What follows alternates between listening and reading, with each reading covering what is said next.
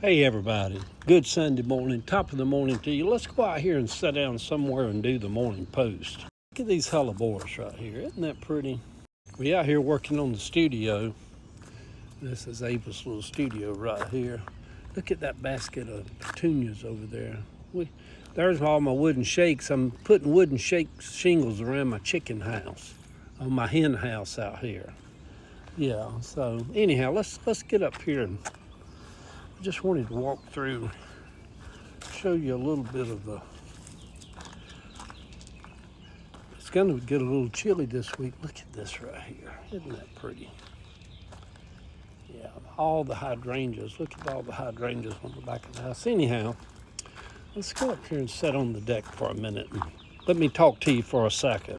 Hey everybody, Eddie Williams Sellers coming to you sitting outside this morning.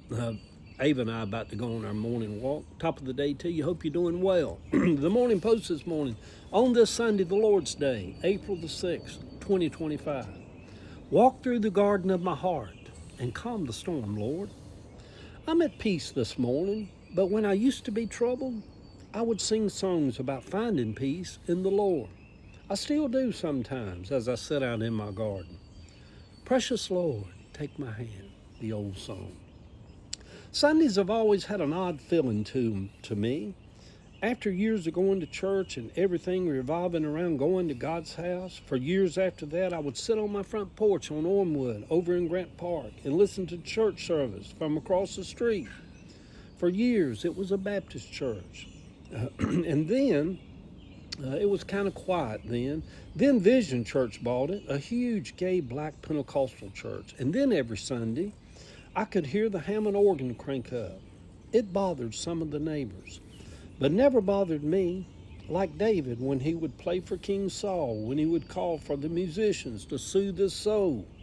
Pentecostal church music still sometimes soothes my soul. There is power in the blood. Y'all remember that old song? Would you be free from your burden of sin? That Leslie Keegan on that Hammond. Oh, there's power in the blood. Power in the blood. You had to be there, I guess. The picture of the house on my Facebook page, for some of you people that follow me over there, is where my Aunt Carol lived for years on Woodland Avenue over in Grant Park. I remembered her for a moment as Ava and I walked by the old house yesterday as we was out walking around Grant Park. She was an odd, strange woman. I liked that about her. She was messed up with all of her religion, probably more than any of the other daughters of Granny Bratcher. Some people who are brainwashed in their religion go through life and never make peace with their sexuality. Others, like myself, are strong-minded, and we do. When I look back, my heart feels tender toward those who don't. Most of those lives were lived a little tormented. I told Boom Boom yesterday, the other picture over on my Facebook page, of him wanting to pee on the plants I had just bought.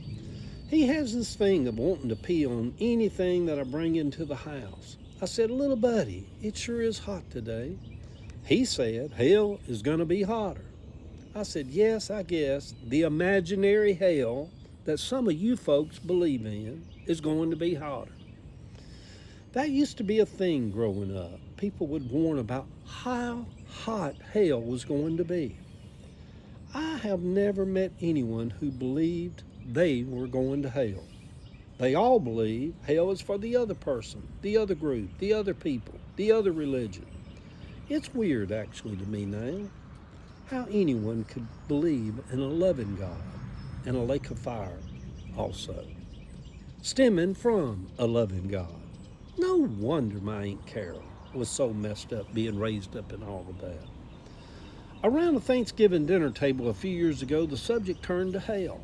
A man who had just retired after pastoring an Assembly of God church for 45 years in Louisiana was talking about God and heaven and hell.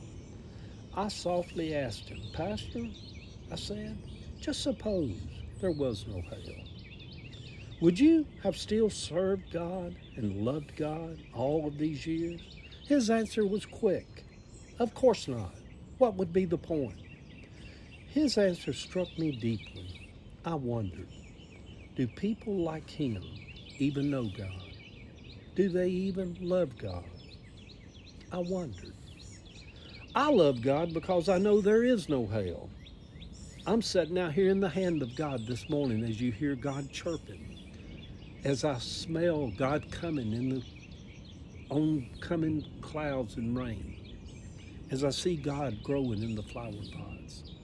I am in the midst of God, and God is in the midst of me. I love everything about God, every single iota about God. Whew. I love the Holy Spirit that I feel with God. I love because I love God because I know there is no hell. They love God because they believe and need a hell. It is such an odd, strange thing to me at this season of my life. No wonder so many of them love Donald Trump. Donald Trump would be the kind of God that would create hell for other people. So are most evangelicals. They love their hell for other people.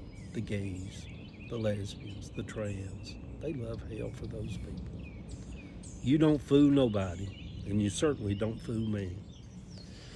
Good Sunday morning, sweet people. What will the week ahead hold for us? How many people will we bless simply because of our being here? How many times this week will we live in the moment and notice all of spring that is coming forth all around us? Let this week begin. I am ready. Love y'all.